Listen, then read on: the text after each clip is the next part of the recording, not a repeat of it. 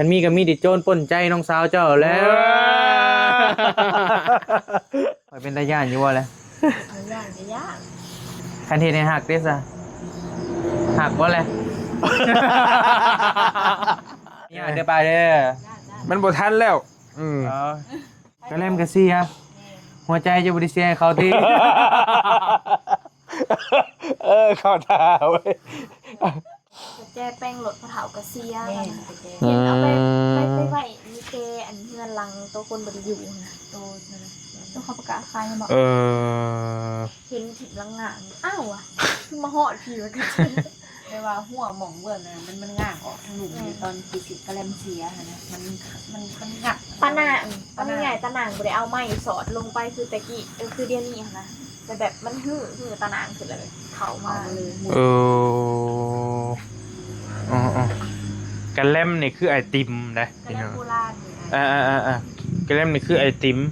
บ้านเฮาเอิ้นกระเล่มเด้แล้วมันรักกินบ่เราหรือเอาไปยักเนาะ พักแกยังหลัก ที่สวนน่ะก็หลายพัก โอ้ยไปเลย อันนี้ไม่เถาเขามาสวนตอนเช้าอ้าวว่าพักไปไซเบิร์ด พักอยู่สวนน้องฮะ ตอนเราปลูกผักผักผักงามแน่นะไม่เถาปลูกแนว โอ้ ไม่ เลย ได้ว่าแต่พักแล้วเนาะร้านซาวแล้วก็งามกันเลย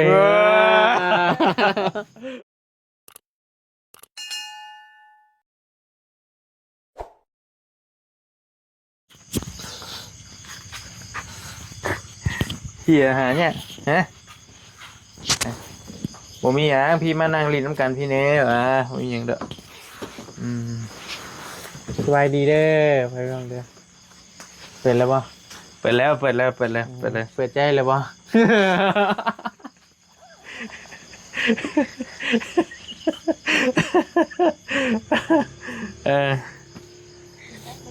เห็นไป เมื่อไรบ้าง เมื่อแล้วเจ้าจะพักผ่อนแล้วก็ได้จะสาวๆก็ได้ยันว่าเมื่อยคือว่าหงอยเงากันยังบ่มาซับคนนั้นกะ สิมาอยู่บ่หมอนะ อารมณ์เพิ่น ธรรมดาเห็นไว้ ทุกอย่างมีเวลาของมัน คุณได้ตาเขียวใช่เลยอยู่พอแล้ววันสิวะสวัสดีโดยมันยังลมน้ำน้องๆเพิ่นอยู่พี่บัดนี่พี่น้อยจะน้อยกะสิได้กลับแหละเอาเลยมาฮอดอมรินทร์ตอนได้อันนี้ข้าวอันนั้นบ่ยิงอันนั้นบ่เข้าเบิ่งนะเงิน ยันโจรมาบ่ พอจะดีกว่า มีอยู่โจร เคยมีเหตุการณ์บ่ ร้ายหอมได้ บ่เอาเลย จะนอนเท่าใหญ่ขึ้น โอ้มาแล้วนี่ค่อยใส่เลย โบก้าอันที่เจาะมัน บ่มันเห็นคนร้ายอยู่เด้ โบก้าดอกตัวนี้ คือสมามานี่มันก็อันนั้นแล้วเนาะแม่นบ่ แน่นบ่ คันมีก็มีดิโจรป่นใจน้องสาวเจ้าแล้ว คือตะย่านกูโจร เนาะโอ้ โจรกูผี ไปมาบี้นี่แหล้วมึงบี้หูบ่ได้เด้ทุกซอกทุกมุมเลยเด้ แค่ข่อย ไปบอกพวกมาบัดนี่ เขาปองแพด้านและ นอนอยู่กันกลางเดินสำเนาะ คนใกล้โตได้แห่งแต่ย่านเพิ่นเว้านะ แม่นแหละ หูเด้ ฮู้บ่เด้ แม่นบ่บ่บ่ได้นี่ ข่อยเป็นตาย่านอยู่อะฮะบ่ข่อยเป็นตาย่านอยู่ว่าแหละ ย่านจะย่าน คันเฮ็ดให้หักเด้ซะหักบ่แหละ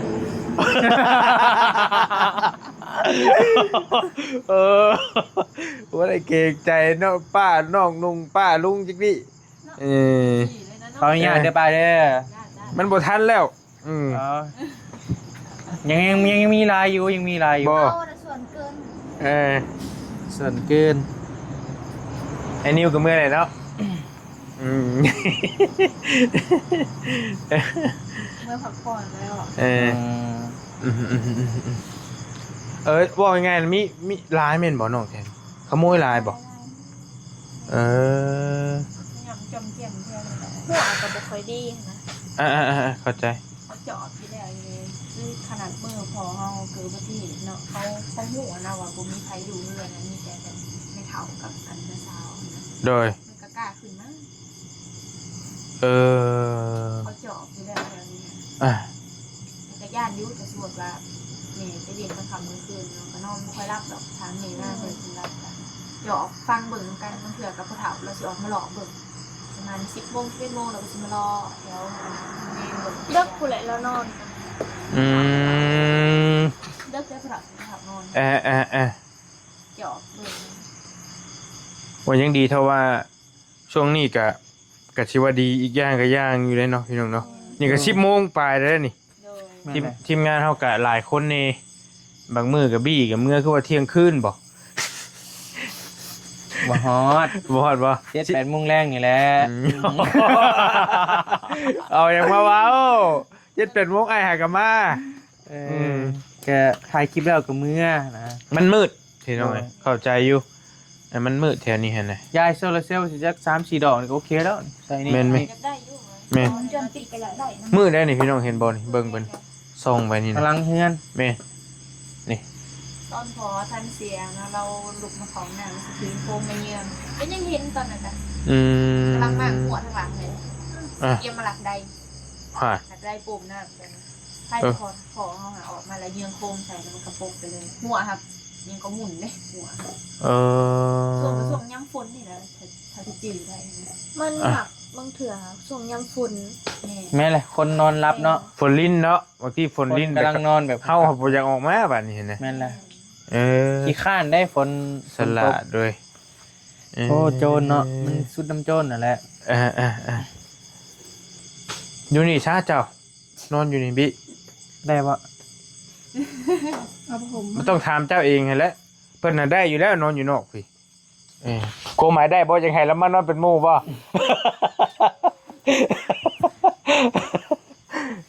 ปานบ่ว่าอีกแล้วเนาะ มันก็คันมีกำแพงแน่นหนาเนี่ยก็สิคายอยู่ แม่นแหละ บ่รีเบิ่งนี่มันก็ความหมายเฮือนน้องเพิ่นนี่ก็มันมีแต่หัวดอกๆนี่เด้ ไม่เลยว่าเอามาแซมใส่ แม่นนี่เห็นบ่เป็นไม้ดอก ขนาดประตูหัวใส่ก็ยังไม่ได้เอามาแซมเลย ตัว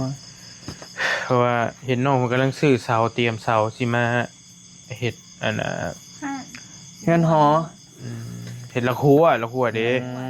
อืม ตัวนั้นเด้สาวน้อยหั่นเด้ล่ะอืม แต่ว่าไม่ได้ว่าตอนทวงเงินเชียร์กับเชียร์ในหัวอะไรมาหาเงินใส่กัน แล้วก็เอาหยังกองแก้วแตกบ่คือเจ้าเฮ็ดนั่นน่ะ แม่นแหละไปซักใส่ เฮาก่อให้มันสูงๆแน่จังน้อยเนาะซักใส่ก็ บินนี่ก็จั่วแล้วเนาะ ความปลอดภัยก็นี่แน่พี่น้องกับหมา จุ๊บเจ้าคือบ่เลี้ยงมา เลี้ยงแต่ว่ามันยังเกาะหมักเล่นมันดอกทาง เอ ตาย อ แล้วตื่นเลย รถเหยียบเนาะ เอามาเลี้ยงเรื่อยๆนะนี่ก็เอามาเลี้ยงเอาที2 ตัวมาหน่อย อืม เลี้ยงตลอดก็เคยขาดมาค่ะแต่ว่ามันหมักเล่นออกทางแน่นั่นนี่แน่ก็นั่นแหละก็เสียไปแน่นี่ เพราะว่าคือเฮือนบอลี่นี่มาภายมาใกล้บ่ได้เลยนะ โดย หุ่มหึมเลยนะแถวนั้นน่ะ เกิดยูรี่กับมกรา แบบว่าบ่มันมาตัวเองหรอกมาบ่เชียงเพิ่นมาเกลือนั่นมันอยู่หั่นเลยใกล้บ่ได้เลยภายแถวนั้นน่ะ4โตมันเฮ็ดหุ่มหึมนะอุ่นนี่แหละพี่น้องกันเฮาย่านๆเลยมาหลายนะ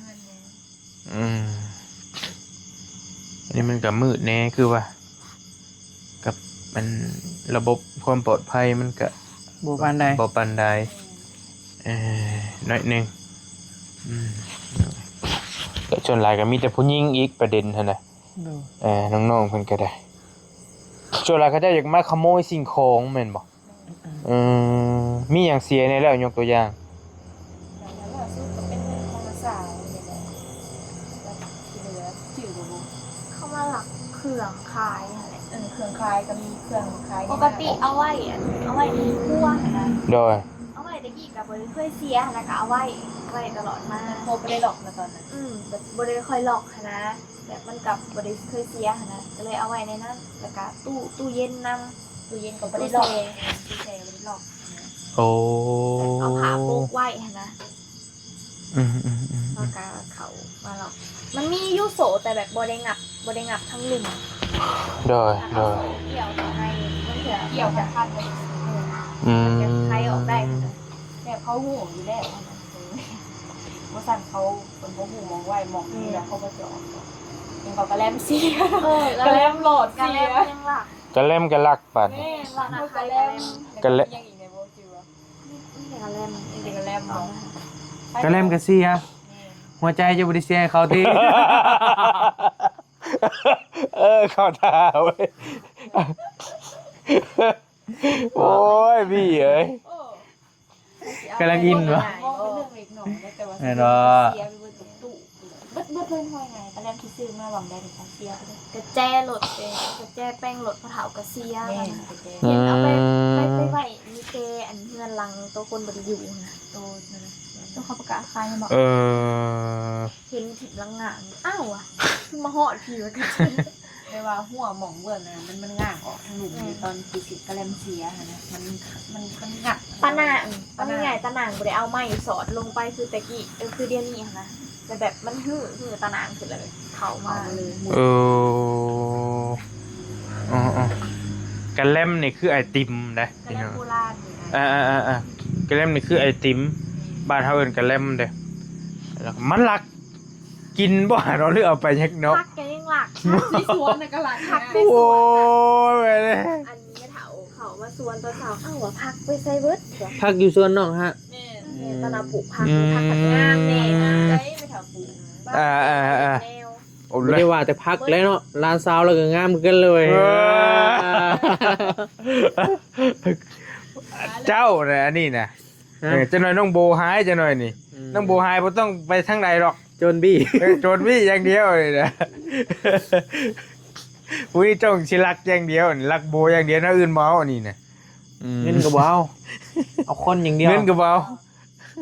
เอาคนเลย เออ เดี๋ยวนักสุดก็เป็นเงินของนักสาวอะไร เท่าไรฮะ 2 ล้าน2 ล้านตาย โอ้ชงล้านมันก็หลายแล้วสำหรับคนเนาะคนเห็ดโรงงานเนี่ยพี่น้องเอ้ยเป็นเดือนนึงน่ะเป็นเดือนน่ะเราป้าไปใช้ไปนี่ เราน่ะจะเอาไว้ในตู้เครื่องค่ะ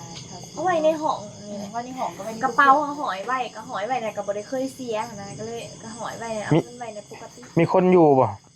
มันเข้ามา ห้องน่ะบ่มีใครนอนมื้อน่ะนะสาวเขาไปนอนใน ห้ ห้ อ อง ง เฮาเพราะว่า เบล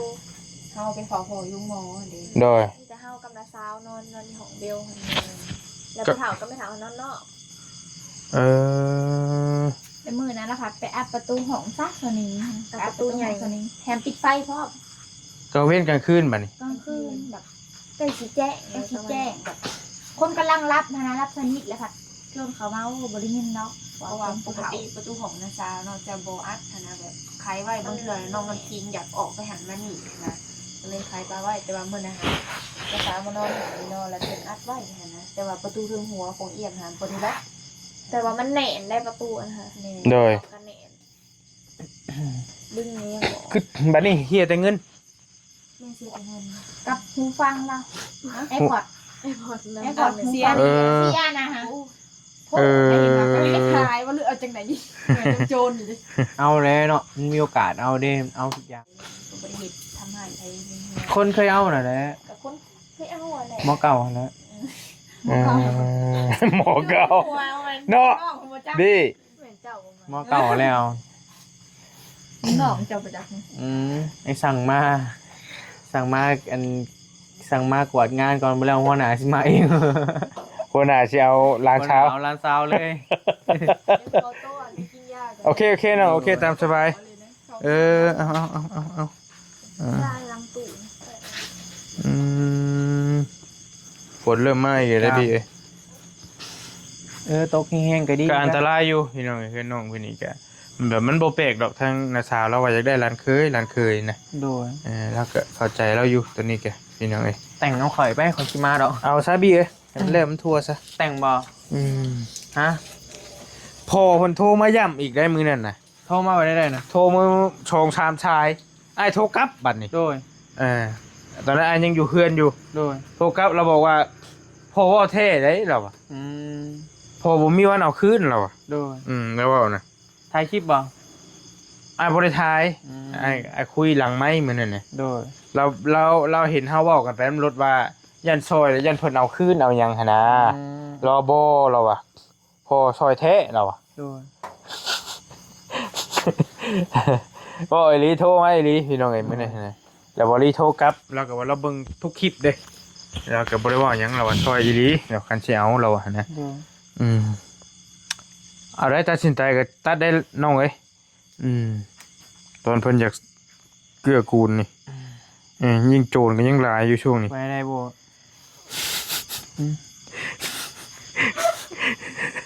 โอ้ย มื่นเลยบ่ โอ้ย เอาเนาะมื่นเลยแล้วเนาะ ปากตัวทีเดียวคนละคน บื้ออื่นเลยบ่เพิ่นว่า ว่าหยอกว่าพี่น้อง เห็นว่ากัน ยังเข้าพรรษาอยู่เด้ช่วงนี้ก็ ไปตัดสุดก้อนนะว่ากันเนาะ ผู้นี้ก็ยังห่วงน้ำชุดอยู่ เอาจะได้ ชุดงานดองบ่ปานนั้นบ่พี่ตัดดนปานนั้นล่ะโอ้ย ไปซื้อเอาเลยเหรอ โอ้ซื้อมาใส่เธอเดียวเนาะมันก็แล้ว มันยังงันเดากระเบลเด้ เซ็กซี่เลยเนาะ เปลี่ยนได้เปลี่ยน เอาลูกก่อน เอาเลยเนาะเอาเลยบ่ ยำเราลูกเลย มื้อนี้เลยบ่ ลุงก็คือสิบ่มาแล้วเนาะ เลยทางสะดวกแล้วมื้อนี้ แองสะดวกแล้วไม่เท่ากับเขาก้าเลย ดู เน่ไปหาหน่อยเด้วันนี้ยินหมดแล้ว เราจักดอกแล้วนอนแล้วนะ โอ้เป็นเฒ่าสนับสนุนเต็มที่เด้เป็นเฒ่าอะไรแข่งนี่บอแล้วว่าตามมารยาทชื่อประจักษ์ บ่สนับสนุนดี ไปเฮ็ดดีๆโยมควันแล้วเหมาะเรียบร้อยนะ ยินเราเห็ดได้เลย กำลังมาดำๆมองๆอยู่ บ่ได้เนาะ ระวังเลยน้องเอ้ยเราแห่งระวังโจรอยู่เอากะน้องหลาเพันกะกำลังสั่งเนื้อสั่งโตทั้งน้องโบน้องอันนี้เฮานี่ก็ได้พี่น้องล่าสุดกับน้องบี้ว่ามีข่าวดีมาแจ้งอีก10,000 บาทว่าซั่นกำลังสิเตรียมซื้อแห่ซื้อทรายซื้อปูนซื้อเหล็ก และพี่น้องมาเตรียมไว้เนาะมากองไว้นี่แหละบื้นบ่ คือสิแม่นหมื่นนะ ก็หาหมองไว้จบดี โดยเจ้าสิถามพอตู้นำว่าไว้อยู่ไส คันว่านั่นก็เบิ่งก่อนเด้อ ปูนนั่นแหละหลักๆก็ ปูนบ่ทันซื้อก็ได้ ปูนบ่พอซื้อเนาะ คันว่ามันยังบ่นั่นน่ะมันก็เฮาบ่ได้ไกลเด้ แม่นแหละ ถึกฝนแข็งที่ซื้อให้ว่ะ แม่น แนะนำอันนั้นก็ได้ บ่พอซื้อเนาะปูนเนาะ ให้ทรายก่อนก็ได้ โดย ว่าปูนเฮาไปแก้มื้อใดก็ได้ดอกใกล้ๆนี่ สั่งเพิ่นมาก็ได้ แต่ว่ากล้าว่าโอเคพร้อมสตาร์ทมื้อใดแล้วแม่นจังไปแก้เอาหรือสั่งมาหั่นน่ะ โดย จะมีหยังแน่ตอนนี้ อะไรมาเลยของที่เฮามีอยู่นี่ มีเสา9ต้นแล้วก็บล็อก800 โดย แล้วก็นี่แหละแห่ทราย โดย ก็มีแล้วพอมีเงินเลยเด้ โดย แห่ทรายเล็ก ปูน ปูนถ้าว่ายังก็คือค่าสร้างนั่นแหละถ้ามีค่าสร้างก็ตั้งเสาได้ ตั้งเสา โดย เทคานเนาะ แม่น ตั้งเสาเทคาน คือพอสร้างเอาหั่นแหละ ตั้งเสา แต่ว่าอุปกรณ์น่ะในการที่ว่าเฮาจะตั้งเสาน่าจะโอเคแล้ว พอครบเบิดแล้วถ้าว่าอยากตั้งเสานะ มันยังสิขาดส่วนหลังคาเนาะ แม่น ตามไอ้เบิ่ง ส่วนหลัง เนาะ คา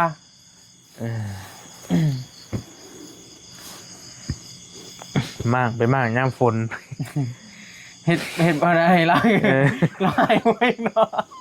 บ่แห้งอีกแล้วเนาะ มันเรื่องแล้วให้แล้วบ่ให้แล้วเพราะว่าเพิ่นก็ยังให้เฮ็ดใหม่ให้อยู่แล้วเด้แต่ความหมาย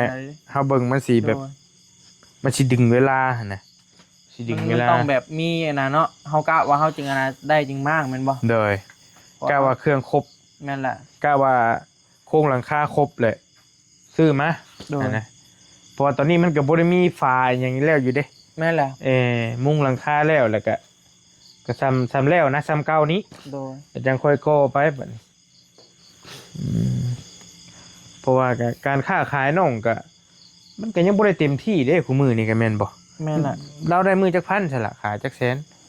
ละแสน200,000การชิด น้ำบางมือ กันสิได้แน่กับพอตู้แปลงรถแปลงหยังบางทีกันเนาะสิได้อยู่ตัวนี้คือมันเหมาะทุกอย่างนะเฮือนน้องเพิ่นนี่ขนาดสมมุติว่าบี้เป็นช่างนี่บี้ได้มาอยู่นี่อีหลีกะ โดย มันได้เงินได้บี้เอ้ยบ่แม่นแต่ว่าช่างแต่งรถช่างตัดผมสมมุติว่า สร้างนั่นโน่นนี่มันก็ได้เลยตัดเป็นบ่ผม หืมตัด ได้เลยอ้ายสิมาตัดน้ รอรีบ่ ำเอาตัดน้ เอาอันตัดให้เจ้าเป็นคนแรกบ่เฮียน ำเฮียนบ่ เฮียน โอ้หมออะไรทางตัดผมกับทางตัดดีๆเนี่ยนี่ได้เงินได้พี่น้องบ่แม่นว่าวได้อีหลี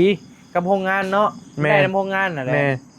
ถ้าจะไปเปิดห้างมันถ้าจะไปเปิดขายให้นำหนาของนายยสุเพราะว่าอาณาการอาณาตัวสถานีเก็บเงินเขาเลิกอาณาตั้งอะไรยังก็ว่าตั้งของการเลยเด้แต่ของนายยสุกับเขาสิมาเอามากินข้าวเปียกเพราะฉะนั้นก็พวกลาบพวกของกิน มันต้องเขาขายได้บ่นะเนาะ ได้ เจ้าสิไปขายบ่ ได้ ได้บ่เพิ่นให้อนุญาตขายบ่ เพราะว่ามันมีหานเก่าในบ่อนเมืองโคกให้ทางมุงปราสาทหาเลย อืม เพิ่นก็ไปเคยขายอย่างแล้วขายดีแฮงบ่อน แม่นแหละโอ้คนจักพันคนเนาะ อืม สถานีเก็บเงินเขาก็เริ่มสร้างตั้งของการเลยเด้แล้วคนก็สิเริ่ม อ๋ออยู่หั่นบ่ แม่น เออ ๆว่าแบบดีสุดแล้วบ่อนค่ะความคิดเฮาได้ มันบ่เกี่ยวกับห้านเฮาเลยติบาดนี้อันนี้ มัน เพราะความคิดถ้าสมมติว่าสิไปตั้งเนี่ยฮะ เออ ทางคายเขาวเปียกนี่คือเวิร์กสุดแล้ว เจ้าอยากเฮ็ดบ่ คิดอยู่แต่ว่าคิดเบิ่งได้เนี่ย คิดเบิ่งไป ได้อยู่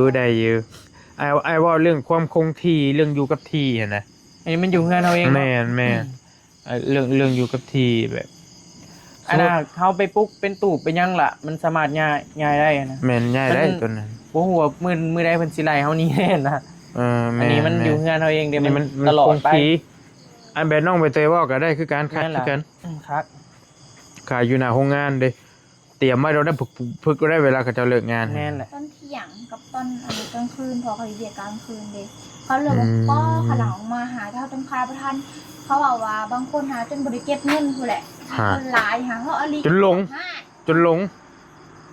ไผไปขาย อันนะคนในบ้านเนี่ยไปขาย อืม บางคนแบบคนไกลมาขาย เอ้าโสดก็มาละบัดนี่เพลงโสดได้นี่นะ เขาเจ้าเริ่มเลยร้านมันนี่เนาะนี่เจ้าหน่อยคนแห่งเต็มเลยร้านมันร้านใหญ่เด้ ยามแรกยามฝนมันประมาณเดือนประมาณวิทย์ยามฝนประมาณเดือน 1 เดือน 2นี่แหละ โด ขาย ยดีร้านแม่ตู้เนาะ ดีจะมีเครื่องไว้สิได้ขาย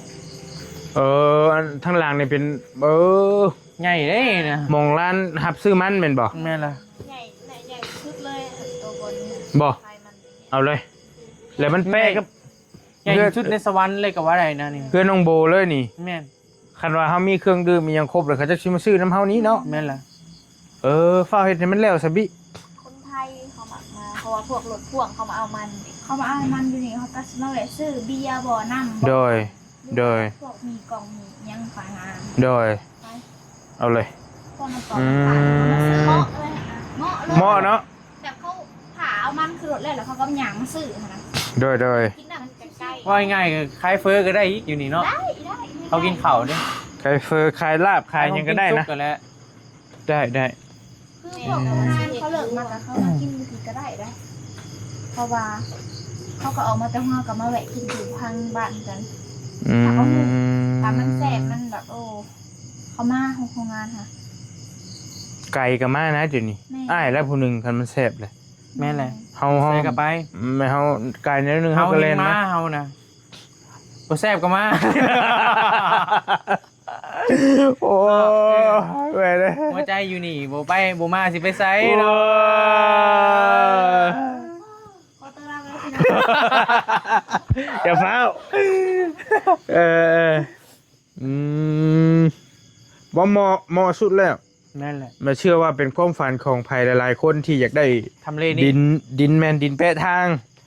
ปุ้ยไผบ่อยากได้หรอก เข้ากับทางสื่อตะกี้เนี่ยจะขาย อย่าไปขายเด้ มันจะไปขาย ปลาไว้ลูกเฮา ดี บุ้งก็หาบุ้ง ข ก็ อ หา ถ่าย อยู่ขาเลยดึงง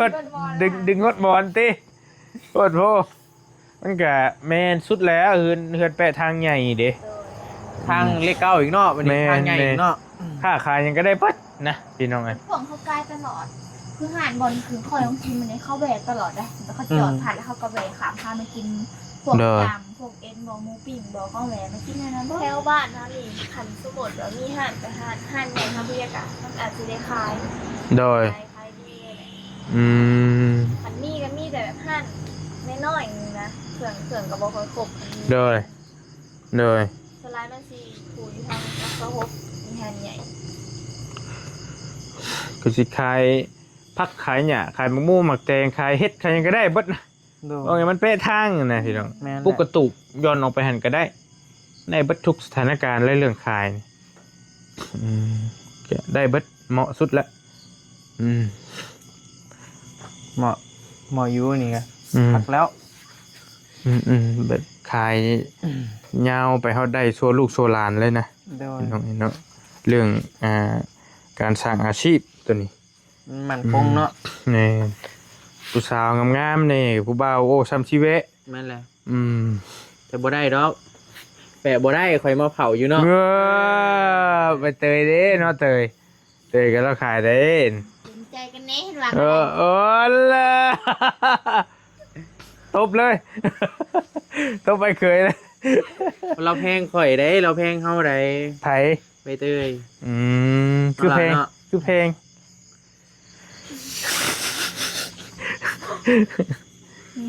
มันอยู่มันสิเบิดแล้วเนี่ย อันนี้แล้วค่อยเป็นค่อยไปจะได้ก็ได้ ทุกอย่างมีเวลาของมัน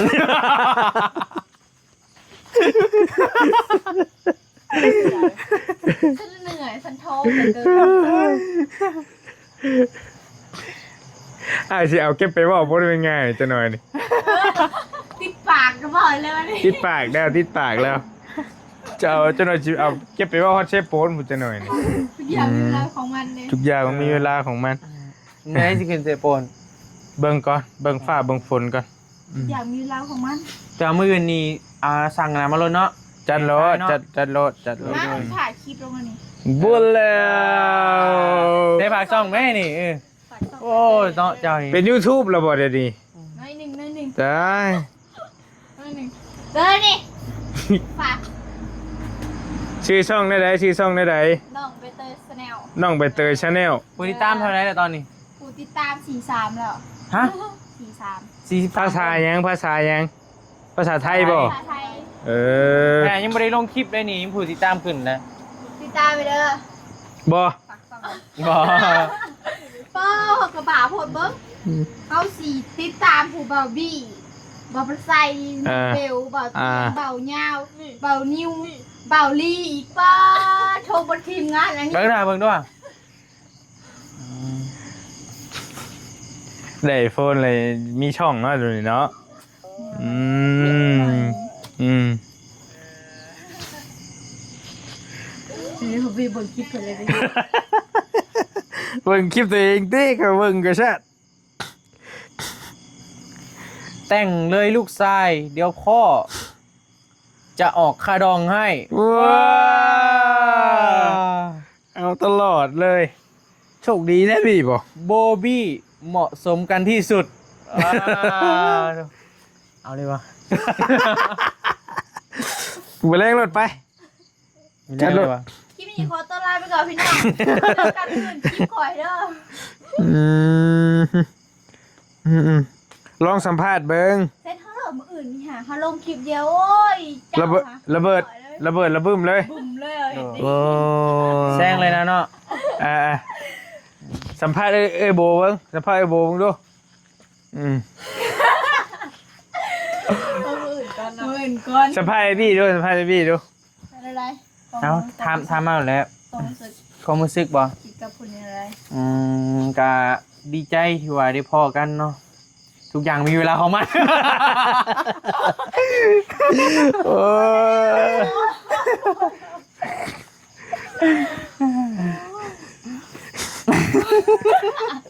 เด้อไอ้สิบอกเด้อ เด้อ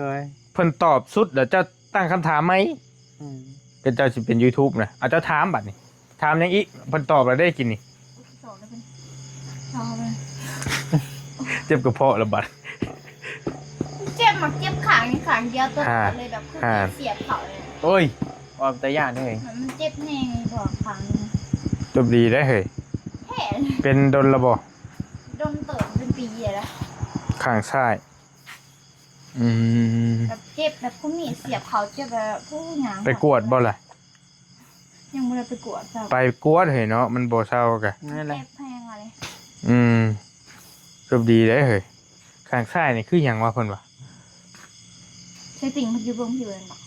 มือครัวเซติง อ้ายก็บ่ค่อยฮู้ปานใดเกี่ยวกับชุมนี้ข้างซ้ายตับอยู่ข้างใด บ่ฮู้ฮู้แต่ว่าหัวใจอยู่น้ำโบ โอ้ยคิดได้ตลอด น้องอันนี้แฟน เจ็บเฮงเจ็บเฮงบ่ตอนนี้ เดี๋ยวนี้เจ็บอีกน้อยหนึ่งหักส่วนเจ็บแห้งแบบคือมีดมันเสียบเขาคลองอะไรมัน ผมบ่แม่นกระเพาะบ่เฮ้ยบ่เกี่ยวบ่วะ กระเพาะก็มีส่วนเพราะว่าก ระเพาะมันเจ็บแบบมันฮ้อนในกระเพาะเวลามันกระเซ้าไงในกระเพาะ เป็นเท่าไรปีแล้วครับมันบ่แม่นติ เขาบีบแบบเขาบีบเขาจะไปคอยตาแบบเจ็บๆอีกน้อยหนึ่งแต่แบบถ้ามันแบบเจ็บแห้งคือแล้วมันเสียบเขาแบบตู้จนโคตรเลยนะตัว มันเสียบเข้า อันนี้เลยแบบคือมีดแทงลงไปแบบแทงแบบ บ่ได้เคยไปตรวจไปหยังบ่เอ้าอืม บอกขอก็แม่ก็ว่าโอ้บ่ได้เป็นยังแห้งดอกว่าอย่างก็เลยอย่า เดี๋ยวเว้าได้แล้ว ดู อันตรายอยู่เด้ตัวนี้เล็กน้อยสิแล้วชะล่าใจเด้บางที แบบจักก็ยังแบบส่องแบบนี่คือเป็นอันนี้คือบดไปตำยังก็ขึ้นซ้ำเขียวบด เอ้า แควคาก็ซ้ำแบบมันซ้ำมันเขียว คือบดไปตำยังก็ซ้ เบิ่งให้เบิ่งนี่เอาเลยำบีลงไปมันก็เจ็บแบบบางอันมันก็บีลงไปกับบริเจ็บแบบบริรู้สึกยังค่ะเคี้ยวขึ้นนึงซื้อ เอ้าน้ำแข็งน้ำคาก็เป็น น้ำแข็งค่ะที่มีส่วนลายกว่าได้แบบมันลายขึ้นเห็นแบบแค่หนีบอแล้วว่าเขาบอขึ้นเนาะ เป็นน้ำยัง จักแบบก็บริตำยังบางเถื่อแบบตำกระบูซื้อตัวหักมันมาเจ็ดกำลังกระหูแต่แบบบางเถื่อก็แบบบรินอนอยู่สื่อก็จำเป็นค่ะนะมันขึ้นแบบนี้มาเลยนี่แบบเคี้ยวแบบมาเลย เดี๋ยวมันก็เศร้าทุกอย่าง มีเวลาของมัน มือนี่ก็จะไปตอนได้บูเลยนะ ครับมันบ่คักก็ไปหาหมอเด้อกันว่าให้มันคักมันนี่ก็ได้จุบดีได้เนาะ โดย เรื่องสุขภาพนี่ถ่ายจังหน่อยเดี๋ยวมา โดยปิดไว้แล้วบ่ พอได้เห็นน้ำเด็กขอบใจขอบใจได้หลาย นี่พายักตุ้ยกินตัวนี้ บูหมัก ตุ้ย พ่อเลยจะถึงตุ้ย ป้อนโบเนี่ยป้อนโบเนี่ยพอให้เพิ่นอิ่ม โอ้ก็สิป้อนอยู่แล้วบ่บอกกับป้อนอยู่แล้ว ๆโอเคโอเคโอเค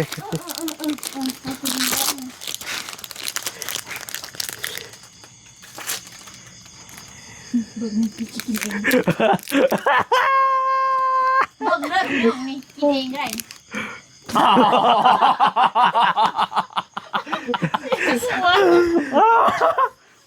ว่านี่ไง เหลือใจเหลือใจเนาะเนาะเตยเนาะเออ โอ้ยตัวเองกัดก่อนเลย บางทีหมูยังกินเนาะเอ้าอันนี้พี่สูนักแท้ว่าเจ้าหักข่อยแท้อยู่วะ ว้า มาครับที่รัก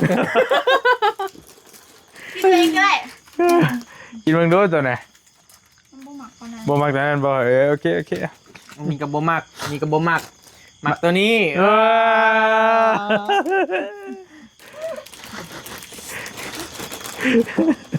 เมื่อยได้พี่ ขนมเหล้า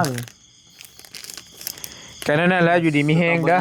โดย เอาประมาณนี้ก่อนมันดึกแล้วสิกลับปะแล้ว โดย พี่ ก น้ ลั อบ ง กลับ เป็นไง ก่อนเด้อไว้พี่น้องเด้อกลับมาก ลับบ่ ครับ บายดีแล้วน้องเด้อ ไปดีเด้อ แต่มีข่าวดีไปไว้เนาะให้ได้หันไปไว้เด้อ โดย จะได้ก็ได้จังค่อยว่ากันพี่น้องสิมาอุดหนุนดีดอก กระทบไหมคะ ฮะตัดผมกับตัดผมเริ่มยาวแล้ว ส นี่ วัสดีแซนวิวจาก ตัดผมบ่ ตัดผมให้เบาลีครั้งแรก แสนสาหัสเด้อที่ไอ้วะ แล้วสิพาไปแก้เนาะ เจ้าสิเป็นช่างเองกันบ่ เออ ได้ก็เจ้าเปิดห้านเองเนี่ย บอกแล้วมาเปิดแล้ววัดดวงเลย วัดสีมือเนาะเอานั่นแล้วไปแล้วพี่น้องบ๊ายบายฝากน้องๆเพิ่นนี่ ไปแล้ว สบายดีเด้อ